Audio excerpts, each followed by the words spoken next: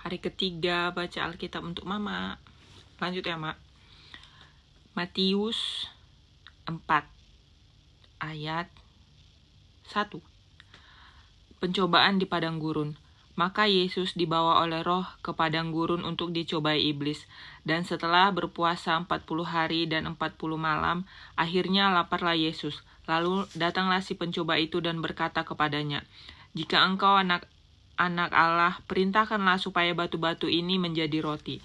Tetapi Yesus menjawab, "Ada tertulis, manusia hidup bukan dari roti saja, tetapi dari setiap firman yang keluar dari mulut Allah."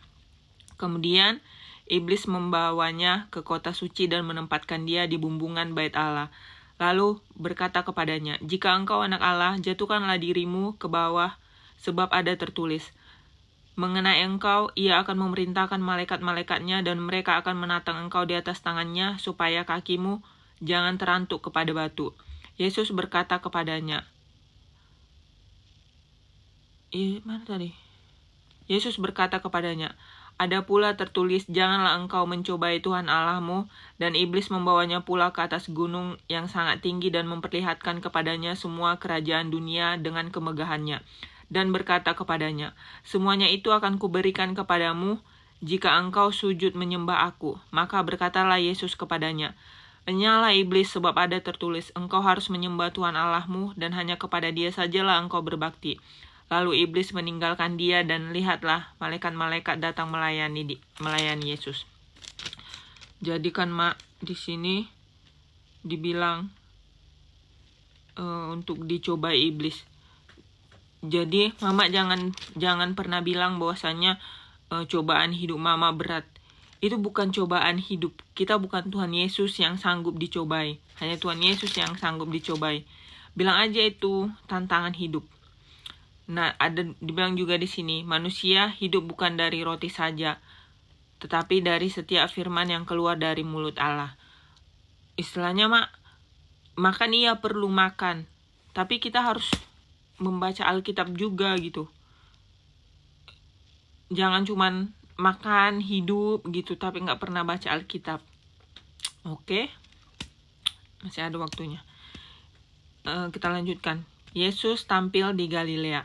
Tetapi waktu Yesus mendengar bahwa Yohanes telah ditangkap, menyingkirlah ia ke Galilea. Ia meninggalkan Nazaret dan diam di Kapernaum di tepi danau, di daerah Zebulon dan Naftali, supaya genaplah firman yang disampaikan oleh Nabi Yesaya, "Tanah Zebulon dan tanah Naftali, jalan ke laut, daerah seberang sungai Yordan Galilea, wilayah bangsa-bangsa lain.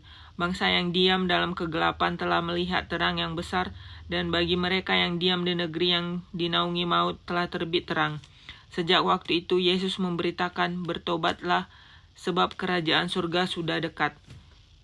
Jadi di sini Yohanes ditangkap. Yang kemarin, yang hari kedua, Mama tahu kan Yohanes itu Yohanes Pembaptis, Yohanes yang membaptis Tuhan Yesus. Oke. Yesus memanggil murid-murid yang pertama. Dan ketika Yesus sedang berjalan menyusur danau Galilea, ia melihat dua orang bersaudara, yaitu Simon yang disebut Petrus, Andreas dan saudaranya. Mereka sedang menebarkan jala di danau, sebab mereka penjala ikan. Yesus berkata kepada mereka, "Mari ikutlah aku dan kamu akan kujadikan penjala manusia." Lalu mereka pun pergi, meninggalkan jalannya dan mengikuti dia. Dan setelah Yesus pergi dari sana, dilihatnyalah pula dua orang bersaudara, yaitu Yakobus anak Zebedeus dan Yohanes saudaranya, bersama ayah mereka Zebedeus, sedang membereskan jala di dalam perahu. Yesus memanggil mereka dan mereka segera meninggalkan perahu serta ayahnya lalu mengikuti dia.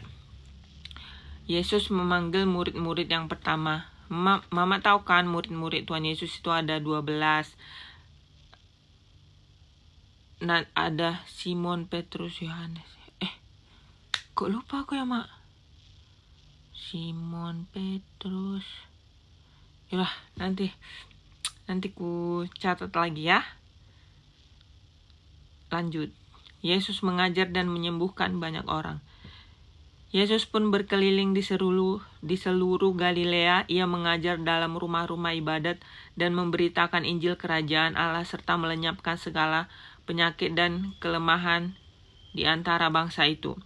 Maka tersiarlah berita tentang dia di seluruh Syria, dan dibawalah kepadanya semua orang yang buruk keadaannya, yang menderita berbagai penyakit dan sengsara, yang kerasukan, yang sakit ayan, dan yang lumpuh.